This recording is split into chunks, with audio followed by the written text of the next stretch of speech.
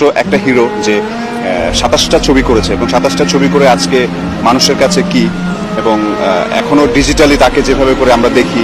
সালমান শাহ বেঁচে থাকলে হয়তো টম ক্রুজ হয়ে যেতেন বাংলাদেশের, এবং শাহরুখ খানও হয়তো তাকে দেখে হিংসে করতেন।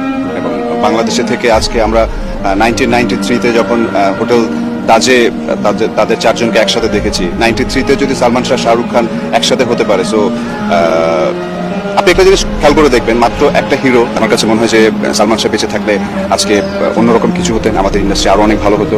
এবং কি ভালো হতো সেটা হয়তো অ্যাজাম্পশন করা যায় না, বাট সত্যিকার অর্থে ভালোবাসাটা এখনো আছে সালমান শাহর প্রতি এবং সবার থাকবে। সালমান শাহ যখন চলচ্চিত্রে কাজ করতেন, সেই সময়কার এমন কোনো জনপ্রিয় নায়িকা নেই যে তার বিপরীতে কাজ করেন। শাবনূর, মৌসুমী থেকে শুরু করে শাবনাজ, শাহনাজ, লিমা, শিল্পী, বৃষ্টি, শ্যামা, তারা প্রত্যেকেই সালমানের বিপরীতে কাজ করে। সালমানের অনেক গুণী ও খ্যাতিমান পরিচালকদের সাথে কাজ করার সুযোগ হয়েছে।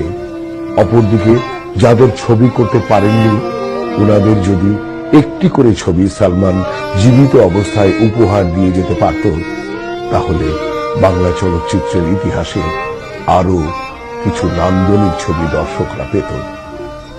এই আফসোস রয়ে যাবে চিরকাল সালমান ভক্তদের।